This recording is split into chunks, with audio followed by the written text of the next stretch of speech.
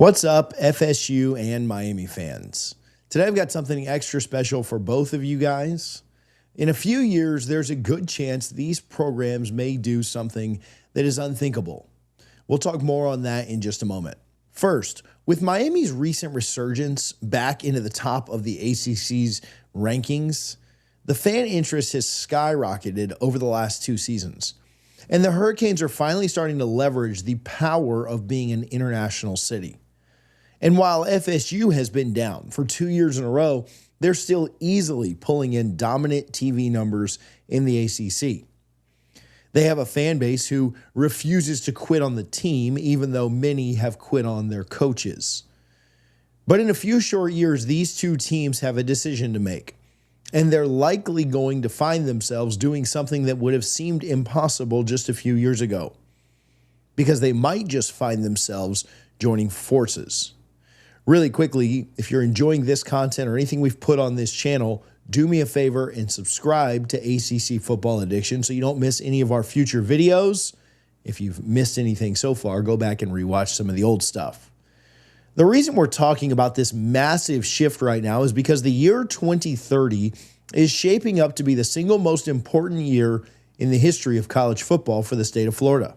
In 2030, 2 major things happen at the same time that will create a perfect storm for conference realignment. Both the Big Ten and SEC TV contracts come up for renewal during that specific window. This means the networks will be desperate to secure inventory that guarantees both eyeballs and subscribers. At the exact same time that this negotiation window opens up, the legal landscape will look very different.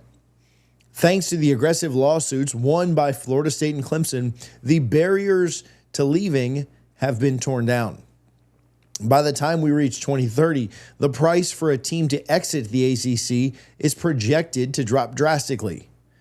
The penalty to leave at that time will be down to just $75 million. Now, that number may sound pretty high to you and me, but in the world of modern media rights, it's essentially a massive discount. So 2 events set up the perfect exit strategy where the cost to leave becomes negligible compared to the cost of staying. However, simply having the ability to leave does not explain why these 2 hated rivals would work together. The motivation comes from a financial disparity that is rapidly turning into a competitive death sentence. Right now, the Big Ten and the SEC are both paying their teams significantly more than the ACC pays its members. The gap for the regular season TV revenue payout is already between $10 to $20 million annually per school. That is $10 to $20 million less for recruiting budgets and $20 million less for assistant coach salaries every year. Now, just to be clear, the Big Ten deal is currently paying more, but the SEC will be closing in during the later years of their financial deal. It's an advantage that, frankly, for the 2 of them is cementing a 2-power conference structure. And that gap is expected to widen even more over the next several years as the networks consolidate their power. This massive shortfall in operational cash doesn't even count the extra payout from the new college football playoff revenue model. Under the new CFP distribution model, the rich are about to get significantly richer. The Big Ten and the SEC will each receive approximately 29% of the total revenue from the playoff pot. It's nearly 60% combined going to just 2 leagues. While the ACC is set to only receive 17%, the Big 12 will get 15%, and the group of 6 conferences will collectively receive 10%. So obviously the revenue gap between the SEC and the Big Ten compared to the ACC is certainly going to increase until 2030. This creates almost a compounding interest effect where the teams with more money win more games, which generates them more money. And it's likely to continue expanding after 2030 when the contracts are renewed and the ACC is left further behind. This all creates a crisis for Florida State and Miami, who demand to compete for championships, not just participate. So the question becomes, will FSU and Miami join forces and work together to survive?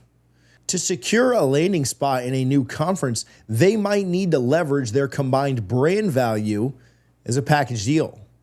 And if they do decide to lock arms and jump ship, which conference would they join? The decision will likely come down to a battle between regional identity and national ambition. Right now, the SEC is dominating in total viewership and cultural relevance in the South. Part of that is because all the major ESPN TV networks push their content 24 hours a day. And all of those networks having more bandwidth to market their products to a wider audience gives the SEC a massive narrative advantage. They control the conversation on Saturday mornings in a way that Fox just isn't doing yet with the Big Ten. So in 2030, I would expect the SEC is likely able to pay more because their product is so deeply ingrained in the fabric of the sport. But there's no guarantees that more views leads to more pay if the market becomes oversaturated. Sometimes the market sizes have an impact on the final dollar amounts offered by networks. And sometimes how much a conference is winning has an impact on viewership and ad rates. This brings us to the specific breakdown of which landing spot actually makes the most sense for FSU and There are obviously pros and cons to joining one league versus the other, and the decision is not nearly as clear-cut as it seems. The pros of the SEC are much less travel for the student athletes and the fans. The games are within driving distance, which preserves the tailgate culture that makes Southern football so unique.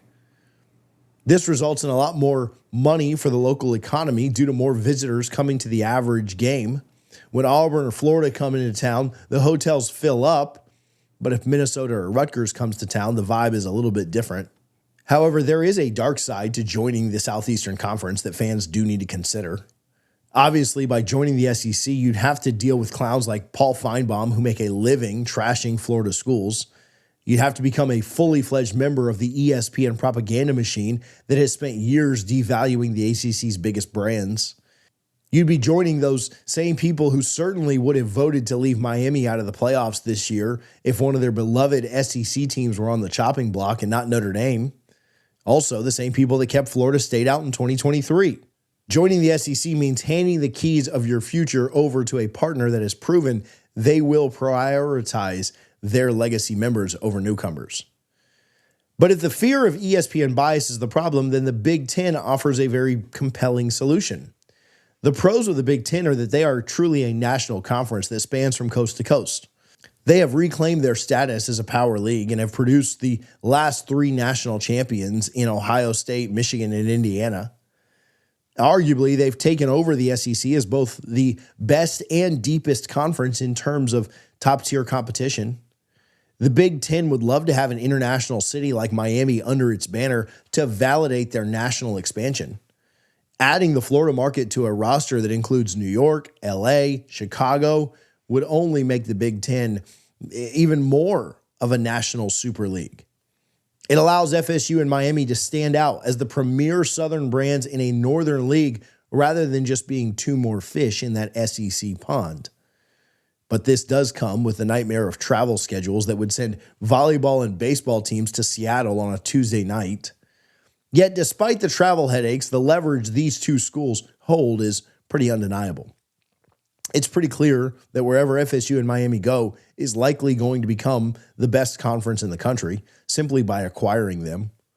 They're bringing a combined 8 national titles to the table, which provides a historic legitimacy that money cannot buy. They're bringing dedicated fan bases that consistently rank in the top of the viewership charts, regardless of team record. This shifts the balance of power away from the conference commissioners and puts it back in the hands of the schools. If the SEC lands them, they effectively end the debate and become the NFL of college football. If the Big Ten lands them, they successfully invade the South and cut off the SEC's recruiting pipeline. So I want to know from you guys, what do you think is the better strategic move for the long-term health of these programs? Leave me a comment down below telling me where you want to go and if you value the money or the travel or the tradition over the kind of expansion that we're talking about. Now, some of you might be wondering if there's a third option that doesn't involve blowing up the map. I guess another long shot possibility in 2030 is a scenario where ESPN decides to pay the top 3 ACC teams, Clemson included, the same as the SEC and Big Ten to keep the league alive. I think that's very unlikely because the math simply does not work out for the broadcast partners. It wouldn't solve the college football playoff pay disparity that is baked into the governance structure. And FSU and Miami are going to want to be on the major networks playing the big boys every week. And they certainly want to maximize their viewership and brand reach. They need to be in the games that matter the most to do that, especially to a national audience. Staying in a weekend ACC, even with more money, means playing a schedule that the committee respects less and less every year. The lack of schedule strength is what keeps teams out of the playoff, and that's a risk that neither school can afford to take ever again. There's also a chance you could see something weird happen, how sports are maybe separated, where they join in football and basketball only and remain in the ACC, or work out a deal with the SEC for all other sports to solve the travel issues. This model has been discussed for schools like Stanford, but it creates a chaotic administrative nightmare that most presidents would want to avoid. It creates a two-tiered class of student athletes and fractures an alumni base. In my opinion, a clean break is the most likely outcome for both universities. Either way, all of this said, I do think it's likely that you see FSU and Miami join forces to execute this maneuver. I think they'll work together to land in the same conference to ensure their political power is doubled during negotiations. I think they want to keep the epic rivalry going strong. I think that's an ultimate goal for people who actually buy the tickets. As much as both fan bases may go back and forth with each other and want to see the other lose every Saturday, the only thing that those same people hate more than each other is the thought of not playing each other every year, and the thought of letting the rivalry die because they go to separate conferences. So in this regard, they need each other far more than they hate each other because their value is higher when they're together. Negotiating together forces the networks to take them seriously, and it prevents one from being used against the other. The future of our rivalry depends on this temporary alliance holding strong until all the contracts are signed. Thank you guys for watching, and don't forget to leave a comment down below telling me where you want to see your team go. We'll see you on the next one here on ACC Football Addiction.